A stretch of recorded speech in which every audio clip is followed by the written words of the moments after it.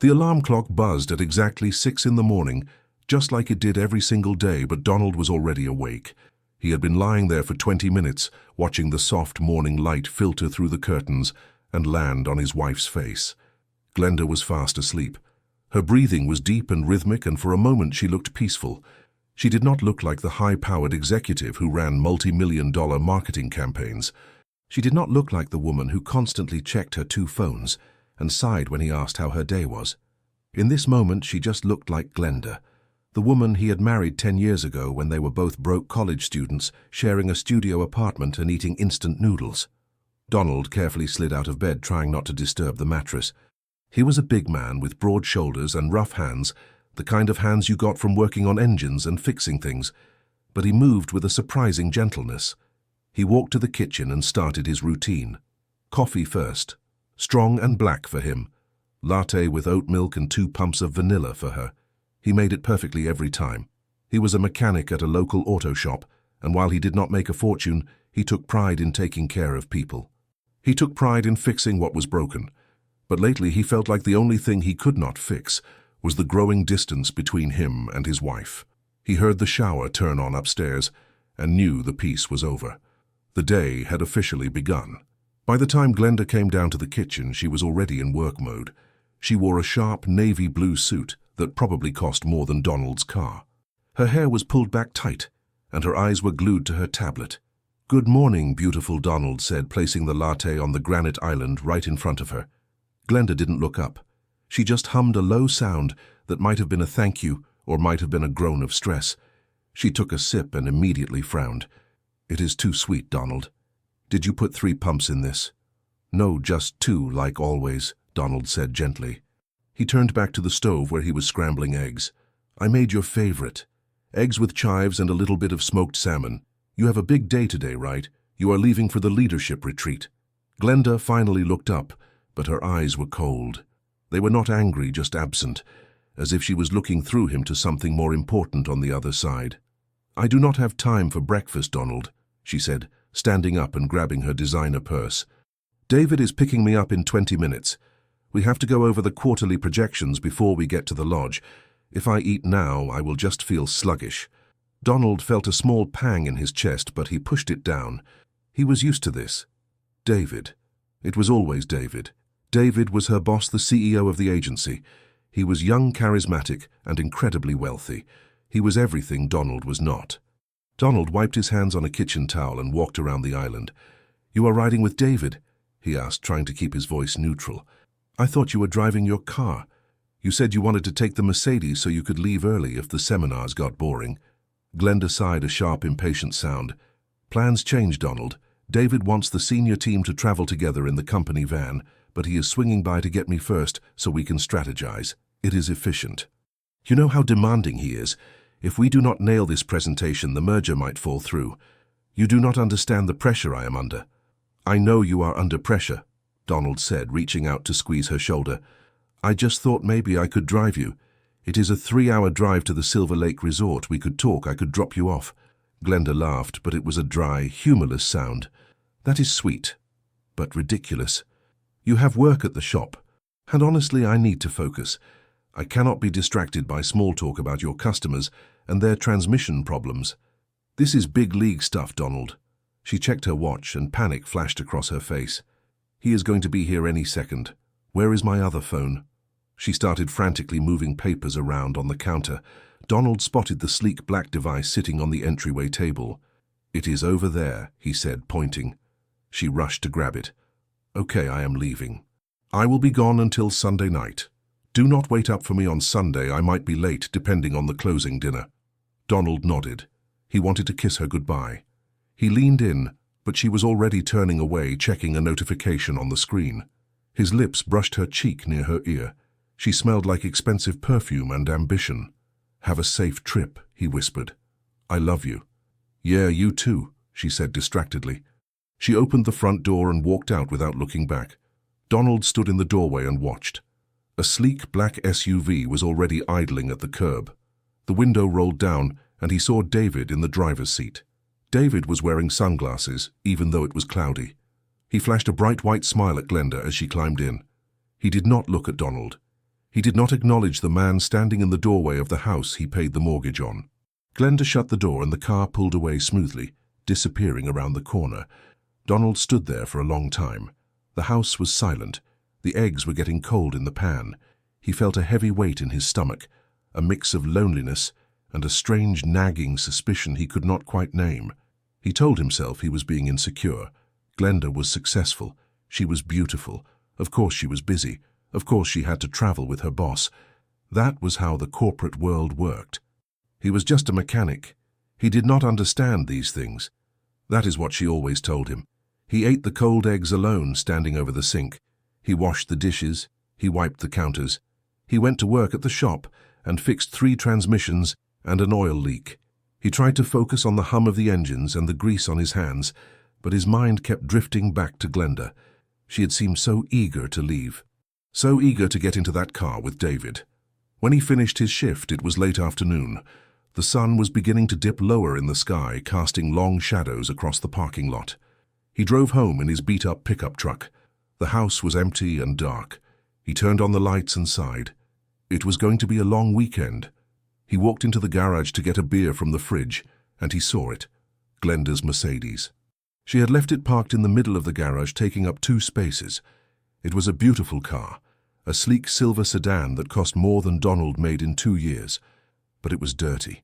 There was a layer of dust on the hood, and the wheels were caked with mud from the rain earlier in the week. Glenda hated driving a dirty car. She always complained that it made her look unprofessional. Donald looked at the car, and an idea formed in his mind. He missed her. He felt bad about the tension this morning. He wanted to do something nice for her, something that would show her he supported her, even if he did not understand her world. "I will detail it," he said aloud to the empty garage.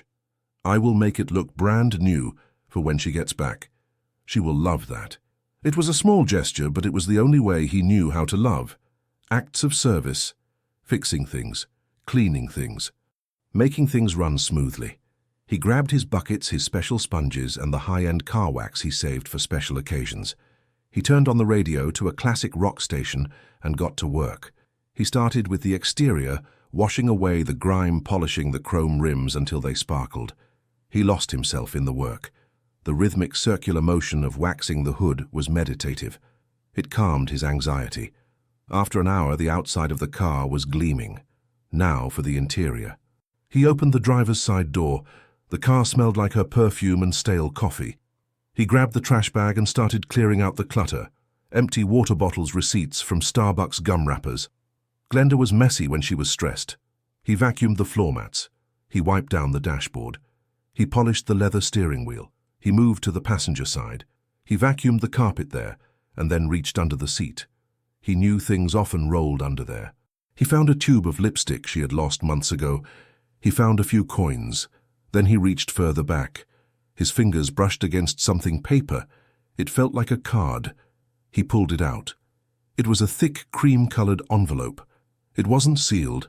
It looked like high-quality stationery, the kind used for wedding invitations or expensive thank-you notes. There was no name on the outside. Donald hesitated. He respected his wife's privacy. He never looked through her phone. He never checked her emails. But this was loose in the car. It could be important. It could be a receipt she needed for her taxes. He opened the flap and pulled out the card. It was a handwritten note. The handwriting was jagged and masculine. He recognized it immediately from the holiday cards the company sent out every year. It was David's handwriting. Donald felt a cold shiver run down his spine. He started to read. "Glenda, I booked the penthouse at the Sapphire Lodge for the weekend. No conferences, no meetings, no corporate nonsense, just us. I'm tired of hiding this. I'm tired of watching you go home to that mechanic every night. This weekend we celebrate your promotion and us. Wear that red dress I bought you. Leave the ring at home. Yours, David." Donald read the note once. Then he read it again. Then he read it a third time. The world seemed to stop spinning. The sound of the radio faded into a dull buzz. The garage felt suddenly freezing cold. That mechanic. The words burned into his eyes. That mechanic. He looked at the date on the note. It was from yesterday. The Sapphire Lodge. She had told him they were going to the Silver Lake Resort. She had told him it was a leadership retreat. She had told him there would be a whole team of people, But the note said just us, and the note said, "Leave the ring at home." Donald looked down at his own hand. His wedding band was simple gold, scratched and worn from years of work. He wore it every single day. He never took it off. He felt a physical blow to his chest, like someone had swung a sledgehammer into his ribs. He couldn't breathe. He staggered back and sat down on the concrete floor of the garage, holding the note in his shaking hand. The betrayal was not just the cheating, it was the disrespect. The way they spoke about him, that mechanic, as if he was nothing, as if he was just an obstacle, a piece of furniture she went home to. He thought about the morning, the way she wouldn't look at him, the way she rushed out the door, the way David smiled. It wasn't a friendly smile, it was a winner's smile. He was smiling because he knew. He knew he was taking Donald's wife to a penthouse while Donald stayed home and fixed transmissions. Tears pricked at Donald's eyes, but they didn't fall. The shock was quickly being replaced by something else, something hot and burning. Anger. He stood up. He looked at the gleaming car. He had just spent 2 hours cleaning the car she used to drive to her lover. He felt like a fool. He felt like the biggest idiot in the world. He crumbled the note in his fist. "No," he whispered. "Not this time." He was not going to sit here and wait for Sunday. He was not going to wait for her to come home with lies on her lips and the smell of another man on her skin. He was not going to let them laugh at him in a penthouse while he sat in the dark. He walked into the house. He did not take off his shoes. He marched up the stairs to the bedroom. He pulled his duffel bag out of the closet. He threw in 2 shirts, a pair of jeans, and his shaving kit. He went to the safe in the closet. He punched in the code. He took out the envelope of emergency cash he had been saving for their anniversary trip. It was $2,000. He shoved it into his pocket. He walked back downstairs. He went to the kitchen and grabbed his keys. He pulled up the map on his phone. The Sapphire Lodge. It was 2 hours and 40 minutes away. It was in the mountains, secluded, expensive. A place for people who wanted to disappear. Donald walked out to his truck. The engine roared to life with a loud rumble. It wasn't a quiet luxury car. It was loud and strong. He backed out of the driveway. He didn't look back at the house. He didn't look back at the perfectly detailed Mercedes in the garage. His hands gripped the steering wheel so tight, his knuckles turned white. Just us. "Leave the ring at home." "We will see about that," Donald said through gritted teeth. He shifted the truck into drive and stomped on the gas. He wasn't going there to beg. He wasn't going there to cry. He was going there to see the truth with his own eyes. And he was going to make sure that when the weekend was over, they would never forget that mechanic. The road stretched out before him, winding towards the mountains. The sun was setting now, turning the sky a blood red. Donald drove into the darkness, his heart pounding a war drum in his chest. He had no plan. He had no lawyer. All he had was the truth in his pocket and a fire in his soul. He was coming for them. The drive to the Sapphire Lodge took nearly 3 hours, but for Donald it felt like a lifetime compressed into a single blur of asphalt and headlights. The rage that had initially fueled him had started to cool into something heavier and more confusing. It was a dense fog of denial. As the miles ticked by, his mind began to play tricks on him. He started bargaining with the universe. Maybe he had misread the note. Maybe David had written it, but Glenda had rejected it. Maybe she was at the lodge right now, sitting alone in a conference room, working on her presentation, just like she said she would be. Maybe she was the victim here. By the time he saw the sign for the exit, the sharp edge of his anger had dulled into a desperate need to be wrong. He wanted to be the fool. He wanted to be the jealous husband who overreacted. He would gladly take the embarrassment of showing up unannounced if it meant his marriage wasn't a lie. He pulled into a gas station about 5 miles from the resort. His hands were shaking as he pumped the gas. He looked at his reflection in the truck window. He looked tired. He looked like a man who had been working for 10 hours and then driven for 3. He tried to smooth down his hair. He tucked his flannel shirt into his jeans. Inside the gas station, he saw a bucket of roses near the register. They were slightly wilted and overpriced, but he grabbed a dozen red ones. He needed a prop. He needed a reason to be there other than suspicion. If he walked in with flowers, he was just a loving husband surprising his hard-working wife. It was a shield. It was a test. He paid for the flowers and got back in the truck. The stems felt thorny and real in his grip. The Sapphire Lodge was not just a hotel. It was a fortress of luxury nestled deep in the pines. The driveway was paved with cobblestones that made his suspension rattle.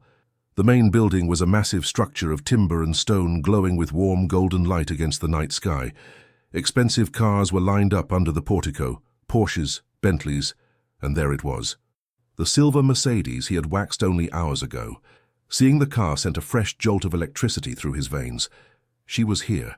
He parked his truck in the back lot, far away from the luxury sedans. He didn't want the valet to look at him with disdain. He grabbed his duffel bag and the bouquet of roses. He took a deep breath. "You can do this," Donald whispered to himself. "Just go in there. Find her. Bring her home." He walked through the massive front doors and the lobby swallowed him whole. The air smelled of pine wood smoke and expensive leather. A giant fireplace roared in the center of the room. Soft jazz music played from invisible speakers. People in cashmere sweaters and tailored suits sat in armchairs speaking in hushed tones. Donald felt invisible and conspicuous all at the same time. He clutched the flowers tighter to his chest. He walked up to the reception desk. The woman behind the counter was young with a tight bun and a name tag that read Nancy. She was typing on a computer, but she stopped when she saw him approach. Her eyes flicked from his scuffed work boots to his flannel shirt, and finally to the wilting gas station roses. Her expression softened. It wasn't the professional smile she probably gave the other guests. It was pity. She knew exactly what kind of man bought gas station roses at 9 o'clock on a Friday night. "Can I help you, sir?" she asked gently. "Yes," Donald said. His voice sounded raspy. He cleared his throat. "I'm looking for my wife, Glenda Miller. She checked in earlier today. I wanted to surprise her." Nancy typed on the keyboard. The clicking sound seemed incredibly loud in the quiet lobby. She frowned slightly. "I am sorry, sir. I do not have a Glenda Miller in the system." Donald's heart skipped a beat. A wave of relief washed over him, followed immediately by a wave of dread. "Are you sure?" he asked. "She is here for a corporate retreat with the Apex Marketing Group. Maybe it is under the company name." Nancy checked again. "We do have a booking for Apex, but the rooms are listed under individual names. I have a Sarah Jenkins, a Michael Ross, a David Sterling, but no Glenda Miller." Donald froze. "David Sterling. Check under David Sterling," he said. His voice was flat now. The hope was evaporating. Nancy hesitated. "Sir, I cannot give out guest information for privacy reasons." "Please," Donald said. He leaned against the high marble counter. He felt like his legs were going to give out.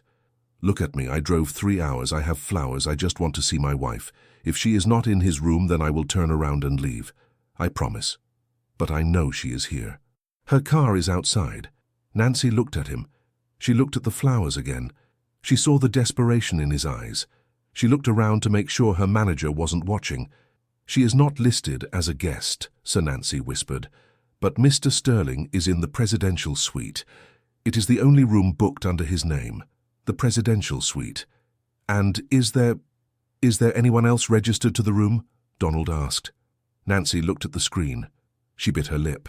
"It is booked for 2 adults, sir, but the second name is just listed as guest." Donald closed his eyes. The world tilted on its axis. Guest. She wasn't even his employee here. She wasn't his colleague. She was just a guest in his bed. "Thank you," Donald whispered. He turned away before she could see the moisture gathering in his eyes. He walked toward the elevators. He felt like he was moving underwater. Every step was heavy. The bouquet of roses felt like a lead weight in his hand. The elevator ride was silent and smooth. He watched the numbers climb. 1, 2, 3, 4. Penthouse. The doors slid open, and the hallway was different from the rest of the hotel. It was wider. The carpet was thicker. There were fresh orchids in vases on the tables. There was only one door at the end of the long corridor. Room 501. Donald walked down the hallway. His boots made no sound on the plush carpet. His heart was hammering against his ribs so hard he thought it might crack them. Thump, thump, thump. He reached the door. It was heavy dark wood with a gold number plate.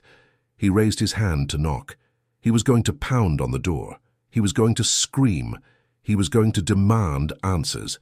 He wanted to see the look on their faces when the mechanic showed up to wreck their fantasy, but then he heard it. It was a sound that stopped him dead in his tracks. Laughter. It wasn't just laughter. It was her laughter. Glenda was laughing in a way he hadn't heard in years. It was a light, carefree, bubbly sound, the kind of laugh she used to have when they were 22 and drinking cheap wine on the roof of their apartment building. "Oh, David, stop it," she giggled. Her voice was clear coming through the door. "You are terrible." Donald's hand froze inches from the wood. He couldn't move. He shouldn't listen. He knew he should just knock or leave, but he was paralyzed. He leaned in closer, his ear almost touching the door. "I am serious, Glenda," a deep male voice said. It was smooth and confident. It was the voice of a man who owned the world. "You should have seen his face when I picked you up. He looked like a lost puppy standing in that doorway. It was pathetic." Donald's stomach dropped. They were talking about him. Glenda sighed, but it wasn't a defensive sigh. It was a dismissive one. "I know. He tries so hard. It is exhausting, honestly. This morning he made me this latte with oat milk and vanilla, and he looked so proud of himself. Like he had conquered the world because he foamed some milk. He just doesn't get it. He doesn't understand the level we operate at, David. He is a mechanic." Glenda, David chuckled. The sound of ice clinking in a glass drifted through the door. "He fixes things. He is good with his hands, I am sure, but he is not built for this life. He is simple. You need someone who challenges you. Someone who can buy you the world, not just fix your brakes, I know," Glenda said softly. "I know, I just feel bad sometimes. He is so loyal. He detailed my car today, you know. I came home to grab my bag and he was out there polishing the rims. He thought he was doing me a favor."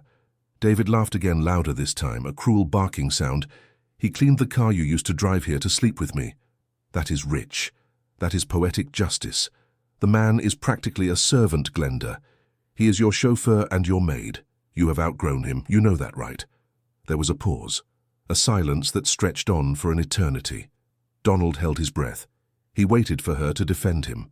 He waited for her to say, "No, he is a good man," or "Don't talk about him like that." "You are right," Glenda finally said. Her voice was resigned but firm. "I have outgrown him. We are just on different planets. I look at him and I see the past. I look at you and I see the future." "Then I guess we should toast to the future," David said. Donald heard the clink of glasses. He heard the rustle of fabric. He heard soft murmurs that had nothing to do with business. He felt like he had been hollowed out. Everything inside him, his love, his memories, his pride, was scraped away, leaving nothing but a cold, empty shell. She hadn't just cheated on him. She had ridiculed him. She had taken his acts of kindness, his coffee, his car detailing his loyalty, and turned them into punchlines for her lover. She didn't love him. She didn't even respect him. She pitied him. The man is practically a servant. The words echoed in his skull. Donald looked down at the roses in his hand. The red petals looked like drops of blood in the dim hallway light. He had bought these thinking he could save his marriage. He had bought these thinking he could surprise her. He realized now that the surprise would have been a mistake. If he kicked down the door right now, what would happen? There would be screaming. David would call security. Glenda would look at him with that same pitying expression she had this morning. She would say, "See, this is why I can't be with you. You are unstable." They would paint him as the villain, the crazy blue-collar husband who couldn't handle his wife's success. David would use his expensive lawyers to crush him. Glenda would file for divorce and claim he was dangerous. He would lose everything. The house, his dignity. He couldn't give them that satisfaction. He lowered his hand. He stepped back from the door. His breathing was shallow but steady.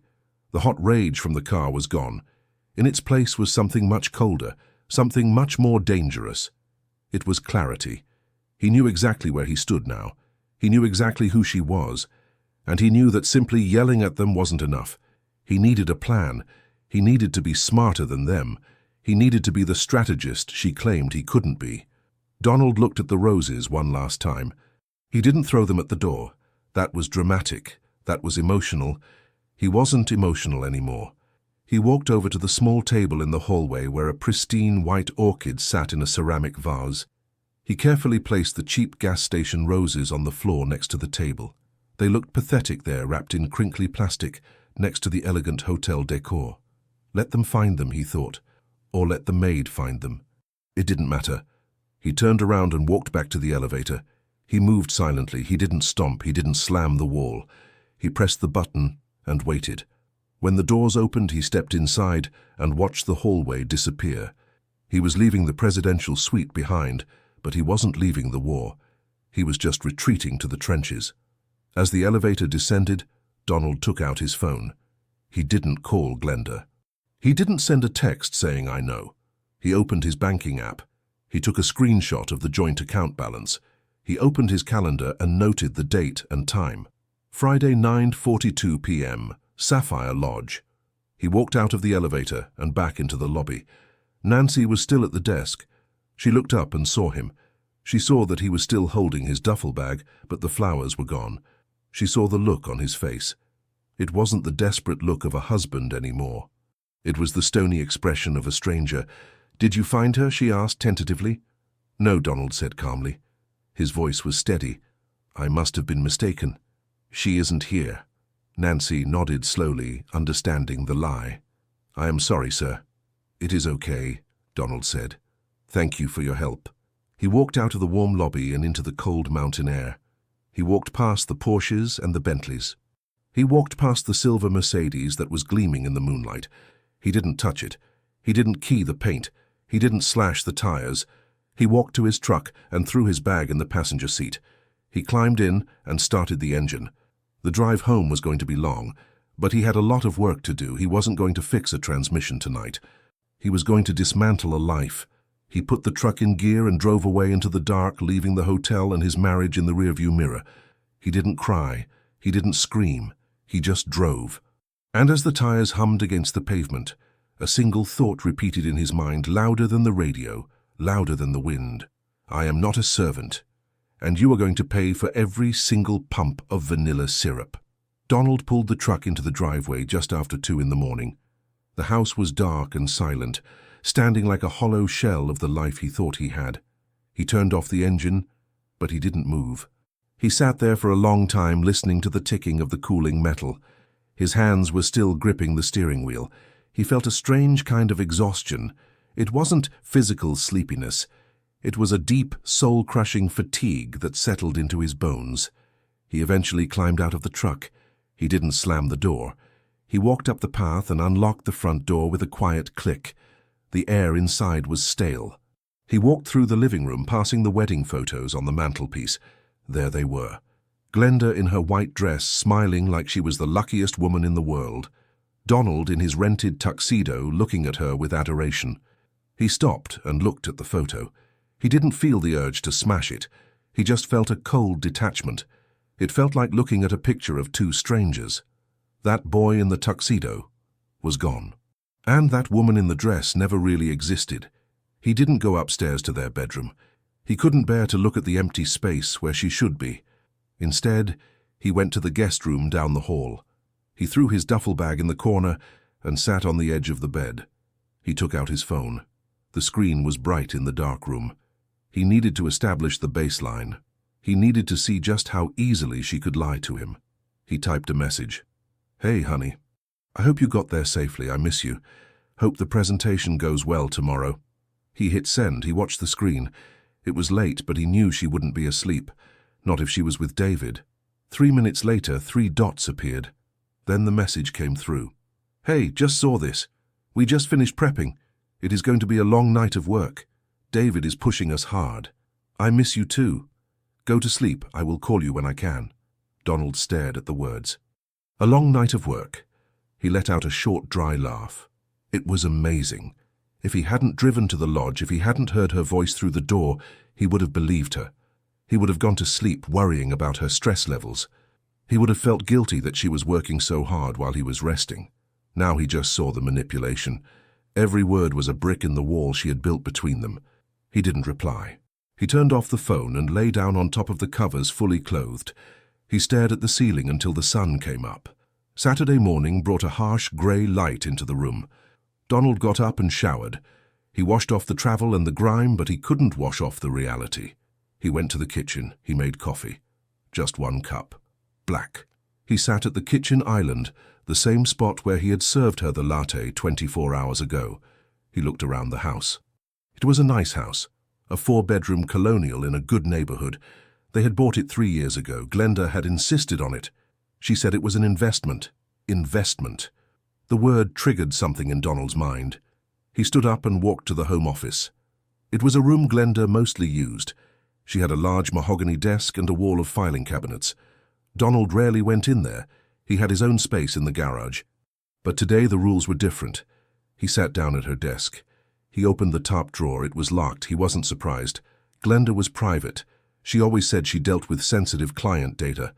Donald went to the garage and came back with a small toolkit. He picked the lock in under 10 seconds. It was a simple mechanism, nothing like the complex engines he worked on daily. The drawer slid open. Inside were neatly organized hanging folders, tax returns, insurance policies, house deeds. He started flipping through them. Everything seemed normal at first, then he found a folder near the back. It didn't have a label. He pulled it out. Inside were bank statements, but they weren't from their joint account at First National. They were from a private bank he had never heard of. The account was in Glenda's name only. He opened the most recent statement. His eyes widened. The balance was $150,000. Donald felt his breath catch. $150,000. Where had this money come from? Their joint savings only had about $20,000. They lived comfortably, but they weren't rich, or at least he wasn't. He scanned the deposits, regular transfers of $5,000, $10,000. They were labeled as consulting bonuses or expense reimbursements. But there were also withdrawals, large ones, $5,000 to a divorce attorney on retainer, $2,000 to a property management company for an apartment in the city. Donald dropped the paper on the desk. She wasn't just cheating on him, she was planning to leave him. She had been siphoning money for months, maybe years, building a war chest so she could walk away and leave him with nothing but the mortgage. He dug deeper into the folder. He found a printed email thread. It was between Glenda and a lawyer. Glenda, the draft is ready. We can serve him as soon as you give the green light.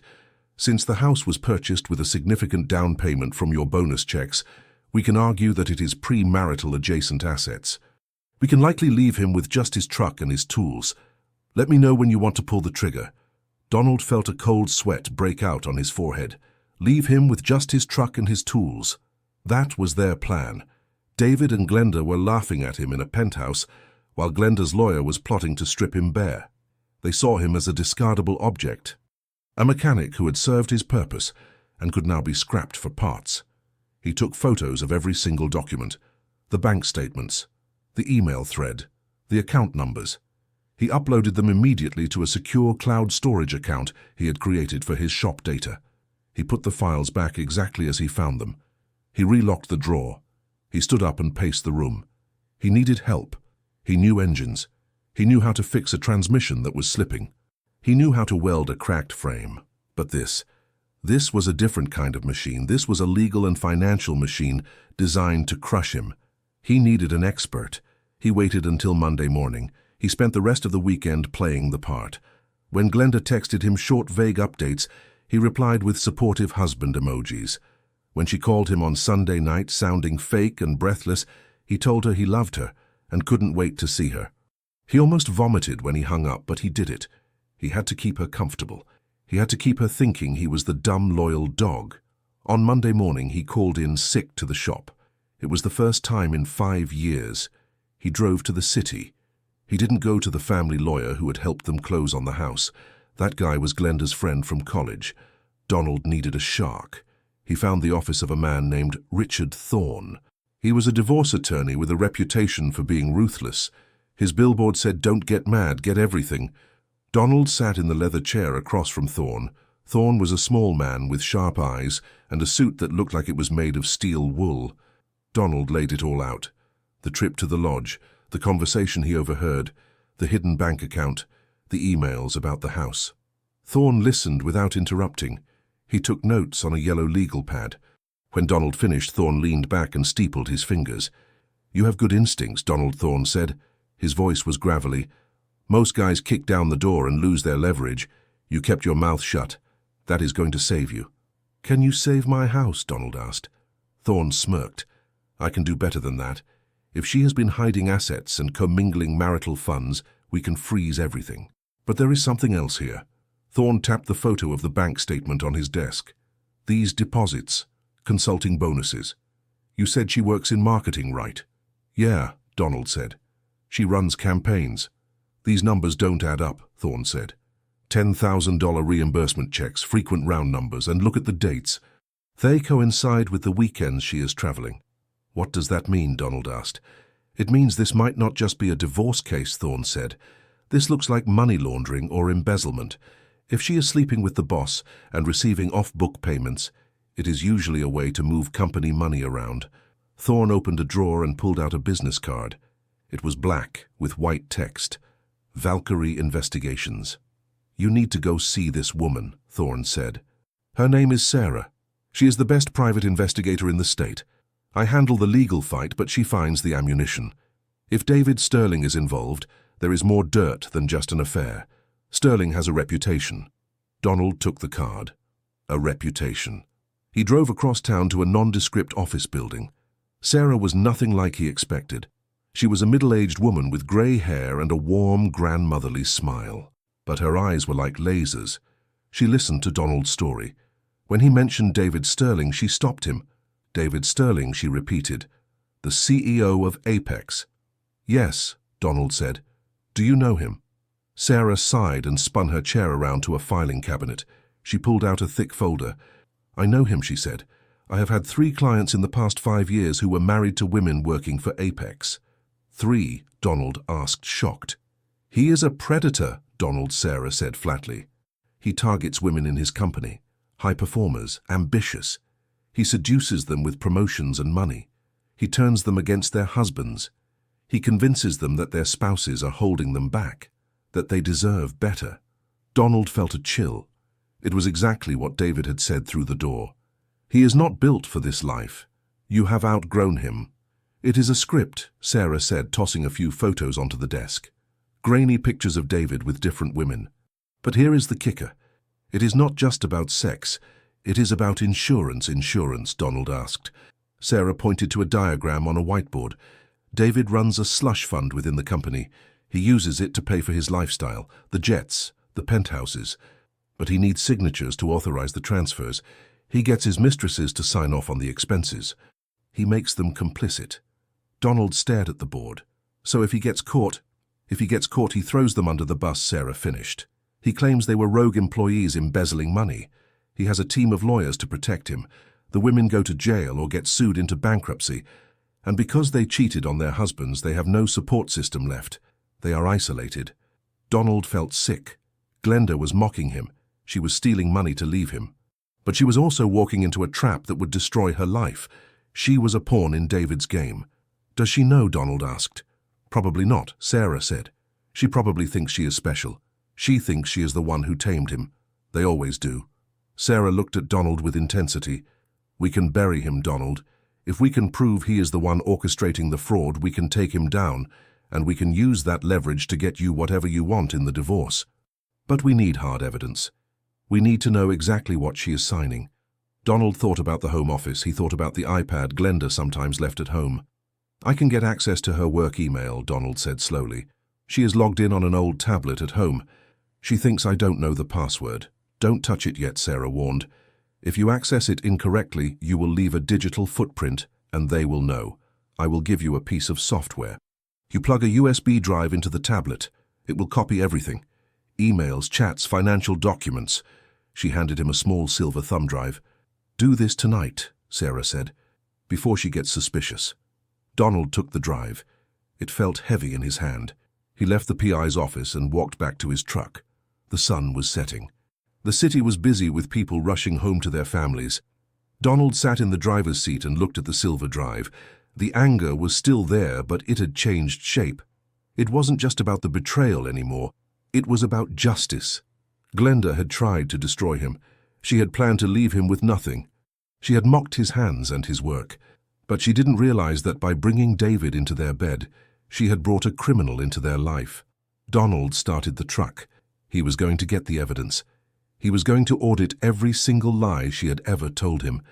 And when she came home tonight acting like the loving wife, he would be waiting, not with a shout or a scream, but with a smile. The same fake smile she had been giving him for months. He pulled out into traffic. The mechanic was about to take apart the engine of their corruption piece by piece, and he wasn't going to leave a single screw unturned.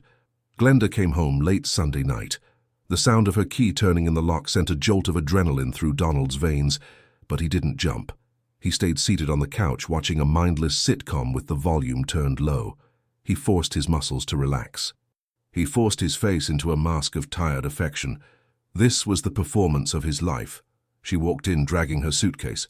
She looked exhausted, but there was a flush to her cheeks, a lingering glow that had nothing to do with corporate strategy and everything to do with the presidential suite. She smelled of expensive hotel soap and that same musky perfume she had worn when she left. "Hey, stranger," Donald said, standing up. He walked over to her. He wanted to recoil. He wanted to scream, but he leaned in and kissed her cheek. It was a dry, quick peck. "You look beat.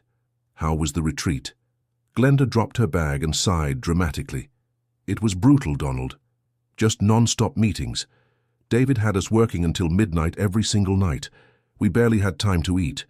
The merger is entering a critical phase and everyone is on edge." She looked him right in the eyes when she said it. She didn't blink. She didn't stutter. It was a masterclass in lying. If he didn't know better, he would have felt sorry for her. "I am sorry to hear that," Donald said. His voice was steady.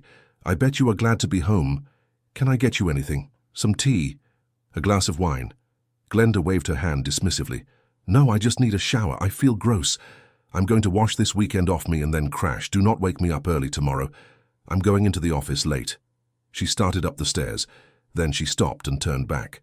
"Oh, I left my iPad in the kitchen. Can you plug it in for me? The battery is dead and I need to check some emails first thing in the morning." Donald's heart skipped a beat. This was it. "Sure, honey," he said. "I will take care of it." He waited until he heard the bathroom door close upstairs. Then he heard the shower turn on. The water pipes groaned in the walls, covering any sound he might make. He rushed to the kitchen. The iPad was sitting on the granite island. He grabbed the silver USB drive Sarah, the private investigator, had given him. His hands were trembling slightly, not from fear, but from anticipation. He plugged the drive into the charging port. The screen lit up. A small dialog box appeared. "External drive detected. Initiating backup." A progress bar appeared on the screen. It started at 0%. He looked at the stairs. The water was still running. 10%. It seemed to move in slow motion.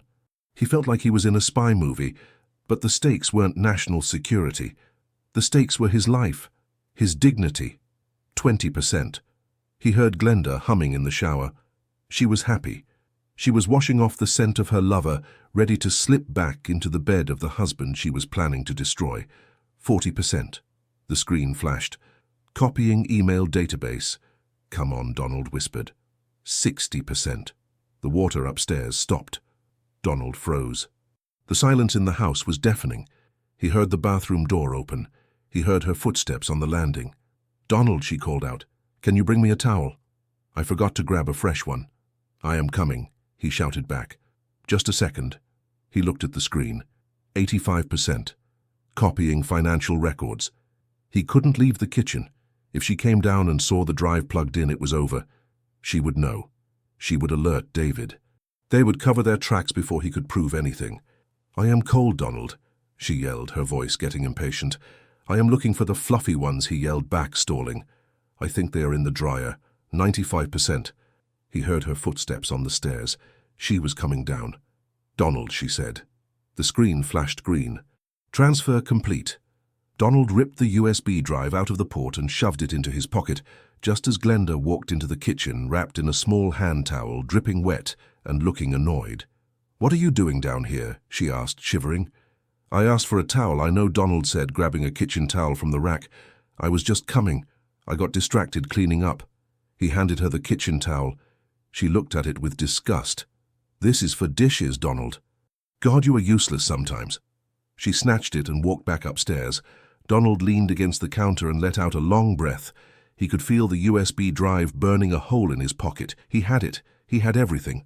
The next morning, Donald met Sarah and Richard Thorne at the investigator's office. Sarah plugged the drive into her secure computer. Lines of code scrolled down the screen. She opened a folder labeled Private. "This is a goldmine," Sarah said, her eyes scanning the documents. "Look at this." She pointed to a series of PDF files. They were invoices. "These are fake. Thorne said, adjusting his glasses. Look at the company names. Obsidian Consulting, Blue Sky Logistics. These shell companies don't exist. I bet if we trace the registration we will find they are owned by David Sterling. And look who signed off on the payments, Sarah said, tapping the screen. There was Glenda's digital signature, clear as day. She authorized 3 transfers of $50,000 last week alone, Sarah said. And here is the big one. Look at this email draft. Donald leaned in. The subject line read Project Phoenix, Final Allocation. It was a transfer authorization for $2 million scheduled for this coming Friday. Friday, Thorne said. That is D-Day. They are moving the bulk of the slush fund, probably preparing to cash out and disappear or move the money offshore. If she signs that on Friday, she is done, Sarah said. That is grand larceny. That is 15 years in prison minimum. She doesn't know, Donald said quietly. He hated Glenda for what she did to him, but seeing the trap snap shut around her was terrifying. She thinks she is running the department. She thinks these are legitimate vendor payments for the merger. She is negligent at best and complicit at worst, Thorne said. But this gives us leverage. We can threaten to expose her to the authorities if she doesn't give you the house and the alimony. No, Donald said. He stood up and walked to the window. The anger was back cold and sharp. That is not enough. If we just scare her, David walks away free. He will just find another mistress, another pawn. He will keep doing this. What do you want to do, Donald? Sarah asked. I want the head of the snake, Donald said. I want David. Thorne nodded slowly. To get David, we need someone bigger than him, someone who can fire him, someone who can strip him of his power before the police even get there. Donald turned around. Who owns Apex Marketing? David is the CEO, but he is an employee, Thorne said. The majority shareholder is the Sterling Family Trust. Who runs the trust? Donald asked. His wife Sarah said. Victoria Sterling. Her father started the company. David married into it. He got the job because of her. Donald smiled. It wasn't a nice smile. So he is playing with her money too. Exactly, Sarah said. But Victoria is notoriously private. She is insulated. You can't just call her. She has assistants, guards, lawyers. Where is she right now? Donald asked. Sarah clicked a few keys. She checked a social media feed. She is at the Botanical Gardens, Sarah said. She is a major donor. She is hosting a private walkthrough of the Orchid Pavilion this morning. Donald grabbed his jacket. I'm going to see her. You can't just walk in there, Thorne warned. Security will toss you out. Let them try, Donald said. I have something she wants to see. The Botanical Gardens were a lush green oasis in the middle of the city. The Orchid Pavilion was a glass cathedral filled with humid air and the scent of exotic flowers. It was quiet, peaceful. Donald spotted Victoria Sterling immediately. She was a tall woman, elegant and sharp. She wore a white linen suit that looked like it would repel dirt by sheer force of will. She was standing alone, examining a rare purple orchid. Her security guard was standing about 20 feet away near the entrance. Donald took a deep breath. He smoothed down his flannel shirt. He looked out of place here, among the delicate blooms and the wealthy silence. But he didn't care. He walked up to her. He didn't sneak. He walked with purpose. Mrs. Sterling, he said. She turned. Her eyes were cool blue ice. She looked him up and down, registering his work boots and his rough hands. She didn't look scared. She looked bored.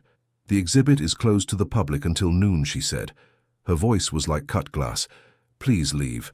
My name is Donald Miller, he said, standing his ground. My wife is Glenda Miller.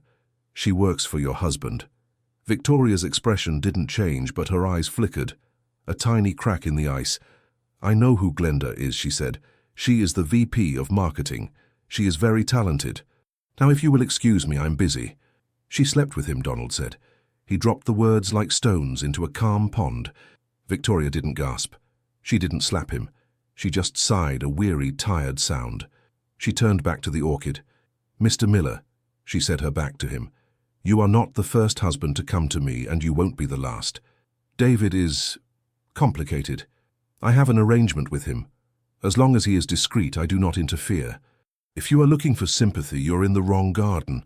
I am not looking for sympathy, Donald said. I am looking for a business partner. That made her turn around. She raised an eyebrow. Excuse me, she said. He didn't cheat on you with his heart, Donald said. He doesn't have one. And he didn't just cheat on you with his body, he cheated on you with your wallet. He pulled the folded papers from his pocket, the bank statements, the transfer authorizations, the invoices for the fake companies. He held them out to her. Your husband isn't just a playboy, Mrs. Sterling. He is a thief. He has been funneling millions of dollars out of Apex into shell companies. He is using my wife to sign the checks, so when the audit happens, she goes to jail and he stays rich. Victoria stared at the papers. She hesitated for a moment, then took them. She put on a pair of reading glasses from her pocket. She scanned the pages. Her boredom vanished. Her spine stiffened. Her grip on the paper tightened until her knuckles were white. She recognized the names. She recognized the account numbers. This is the family trust account, she whispered. He is draining the liquidity. She looked up at Donald. The ice was gone. In its place was fire. He is stealing from my father's legacy, she hissed. He is planning a $2 million transfer this Friday, Donald said. He calls it Project Phoenix. Once that money moves, it is gone. And my wife takes the fall. Victoria looked at Donald. She saw the pain in his eyes, but she also saw the resolve. She saw a man who had been pushed too far. Why are you telling me this? She asked. You could have gone to the police. I will go to the police, Donald said. But first I want to destroy him. And I think you do too. Victoria folded the papers and put them in her purse. She took a step closer to him. She smelled of orchids and vengeance. You are right, Mr. Miller, she said softly. I can tolerate a wandering eye. I cannot tolerate a thief. She pulled a card from her pocket and handed it to him. It had a private number on it. Call my personal lawyer, she said. His name is Stone. Tell him everything. We are going to coordinate. What is the plan? Donald asked. Victoria smiled. It was a terrifying, beautiful smile.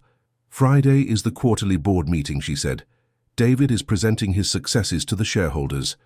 I will be there. She looked at her watch. Let him think he has won. Let your wife think she is safe. On Friday morning we will burn their world to the ground. Donald nodded. He turned to leave. Mr. Miller, Victoria called out. He stopped.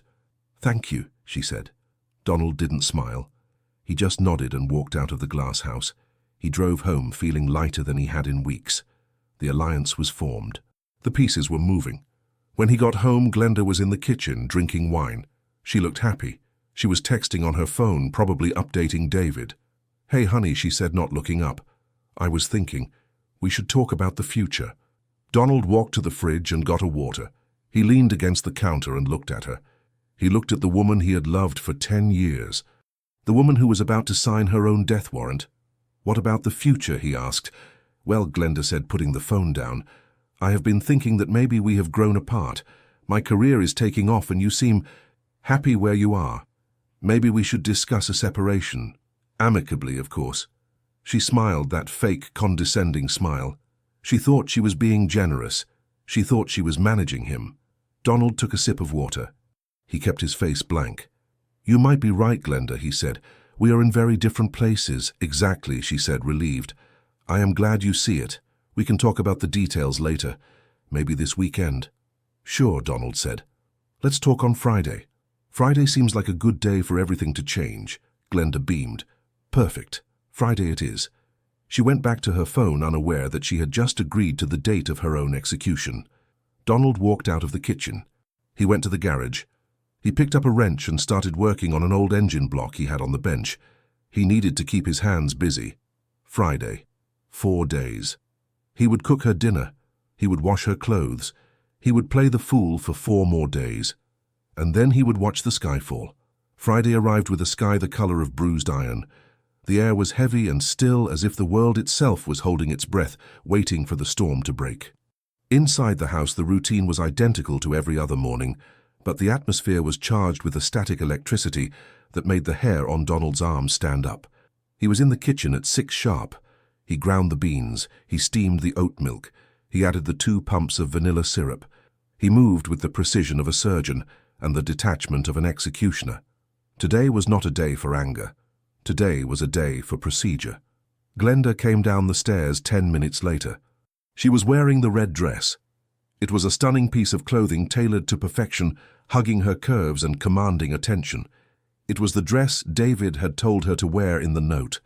the dress intended for their victory lap. She looked radiant, fueled by the adrenaline of the impending transfer and the promise of a future where she was no longer tethered to a mechanic.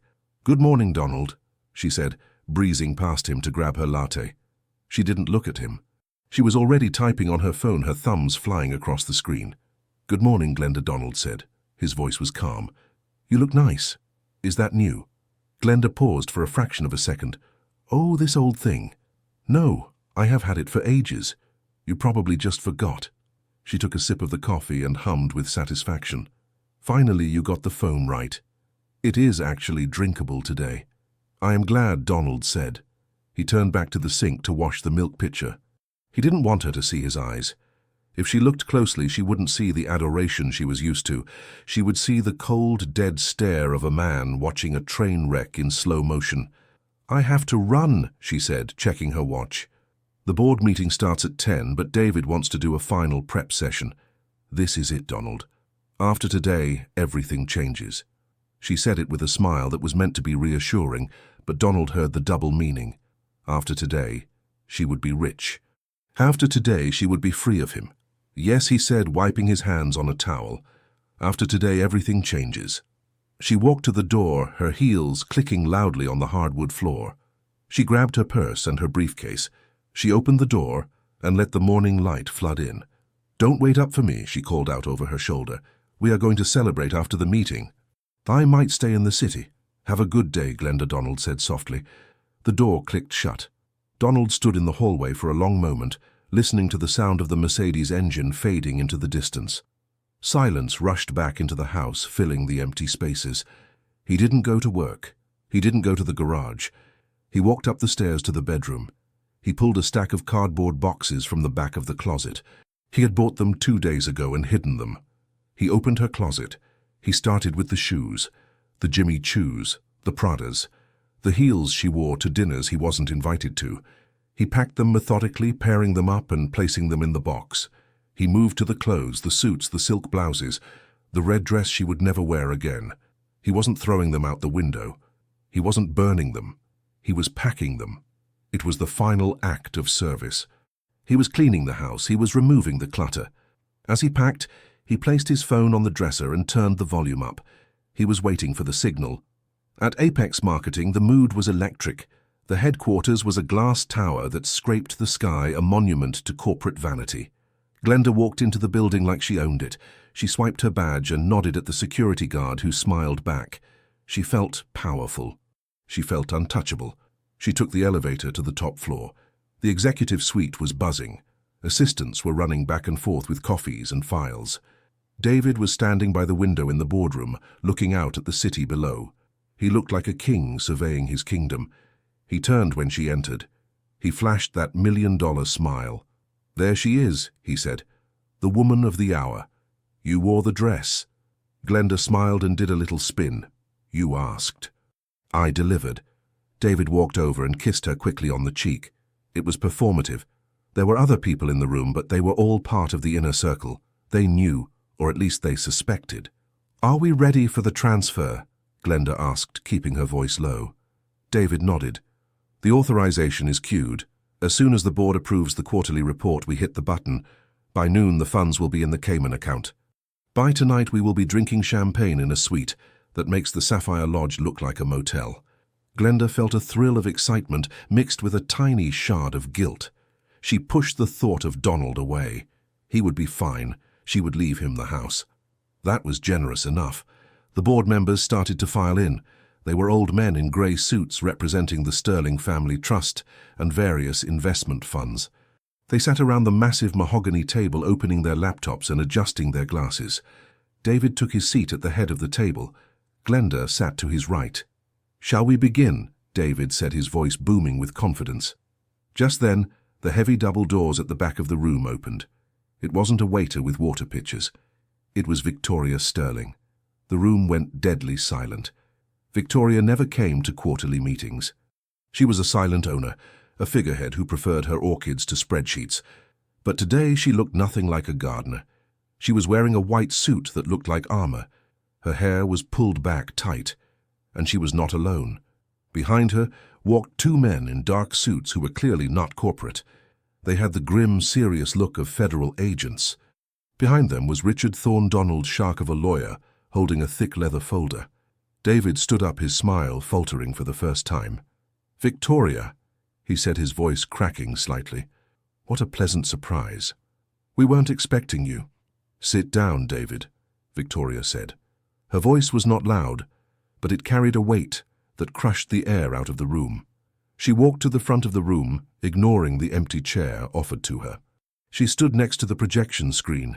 "There will be no presentation today," she said, looking around the table. "At least not the one David prepared." She nodded to one of the men behind her. He plugged a laptop into the system. The screen flickered. The PowerPoint slides showing record profits disappeared.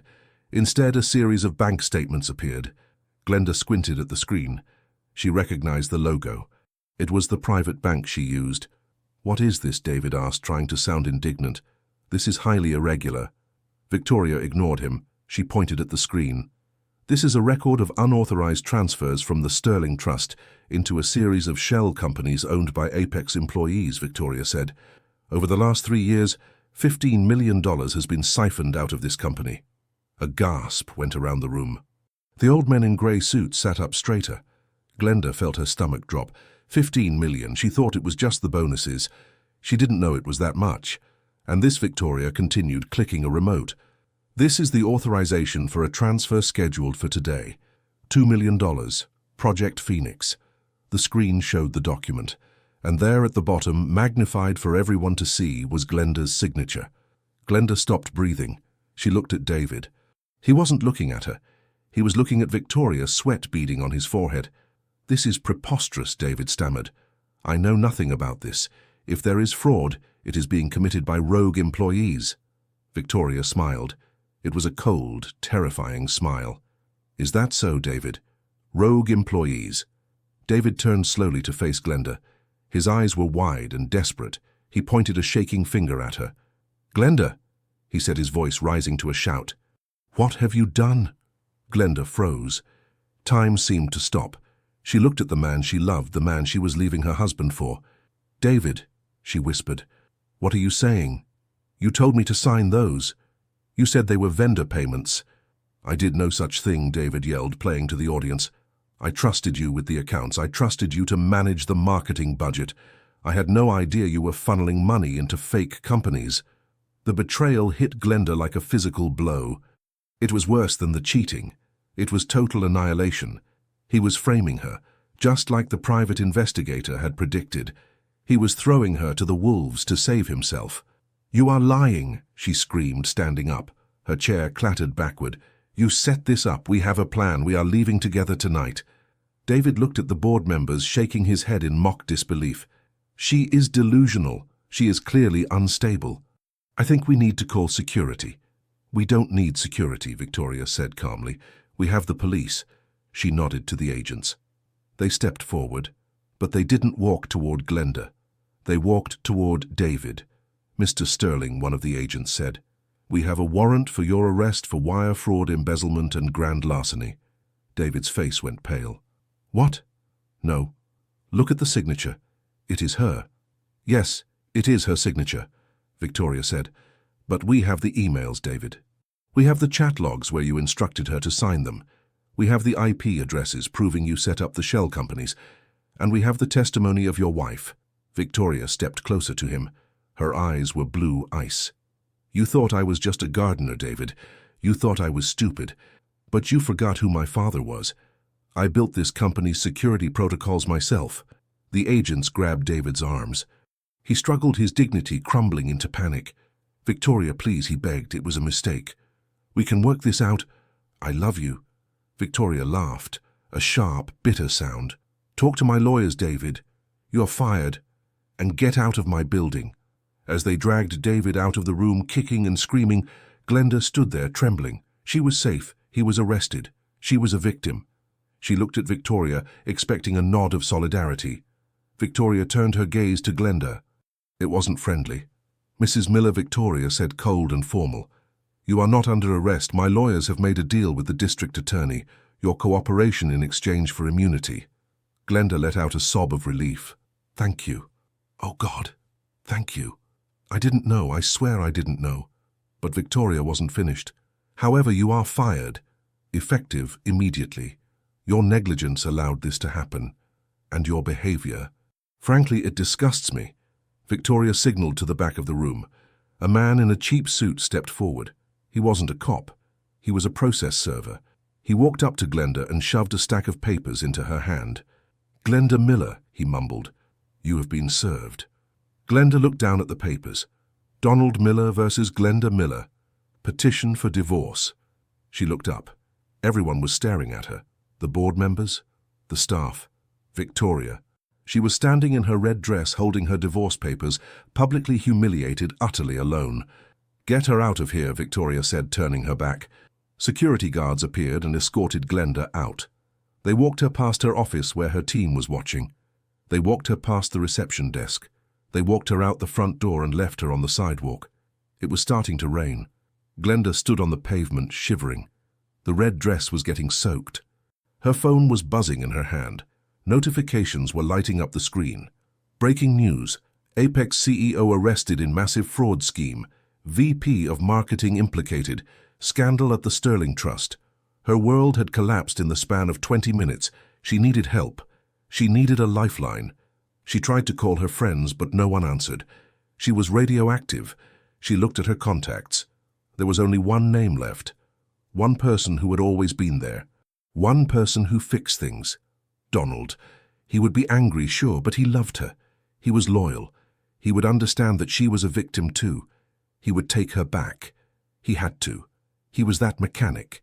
He needed her. She dialed the number. Her hands were shaking so hard she almost dropped the phone. Ring, ring, ring. Inside the house, Donald sat in the armchair in the living room. The house was quiet. The boxes were stacked neatly by the door. He watched the phone ringing on the coffee table. He saw her name flashing. Glenda. He let it ring 3 times. He took a sip of his black coffee. Then he reached out and swiped answer. He put the phone to his ear, but he didn't say anything. Donald, Glenda's voice came through hysterical and broken. Donald, are you there? Oh my God, you won't believe what happened. It is a nightmare. David, he is a monster. He tried to frame me. I am on the street. They fired me, Donald. Everyone is looking at me. Please, you have to come pick me up, please. Donald listened to her sobbing. He listened to the rain in the background. Donald, say something, she pleaded. I am coming home. I can explain everything. I was manipulated. I made a mistake, but I love you. We can fix this. You can fix this. You always fix things. Donald took a deep breath. He looked at the wedding photo on the mantelpiece one last time. I can't fix this, Glenda, he said. His voice was not angry. It was not sad. It was final. What do you mean, she cried. Of course you can. We are a team. No, Donald said. We aren't a team. I am just the mechanic, remember. I am simple. I am not built for your life. Glenda stopped crying. The silence on the line was heavy. You heard, she whispered. I heard everything Donald said. I heard you through the door at the lodge. I heard you laugh at me. I heard you call me a servant. And I saw the bank account, Glenda. I saw the emails to the lawyer. I know you were planning to leave me with nothing. Donald, please, she begged, panic rising in her voice again. I was confused. I didn't mean it. You meant every word Donald said. You wanted a man who could buy you the world. Well, you got him. And now you both have exactly what you deserve. Donald, don't do this, she screamed. I have nowhere to go. My accounts are frozen. That sounds like a problem for the new you, Donald said. The one who outgrew me. He stood up and walked to the front door. He opened it and looked out at the rain. I packed your things, he said. They are in boxes on the porch. The locks have been changed. Donald, wait, she screamed. I know everything, Glenda, he said, cutting her off. Talk to my lawyer. He didn't wait for her to reply. He tapped the red button ending the call. He stepped out onto the porch and looked at the wet cardboard boxes. He felt a strange lightness in his chest. The weight he had been carrying for weeks was gone. He walked back inside and closed the heavy oak door. He turned the deadbolt with a solid, satisfying click. It was over. The engine was stripped. The parts were discarded. Now it was time to build something new. The divorce proceedings were not a battle. They were a massacre. With the evidence of the hidden bank accounts and the attempted fraud, Glenda had no leg to stand on. She sat on the other side of the mahogany table, looking smaller than Donald had ever seen her. The red dress was gone, replaced by a cheap grey suit she had probably bought off the rack.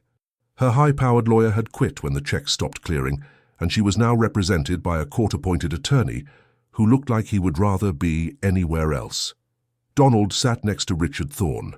He didn't look at Glenda. He looked at the paperwork. Because of the financial infidelity and the criminal investigation, the judge ruled in Donald's favor on almost every count.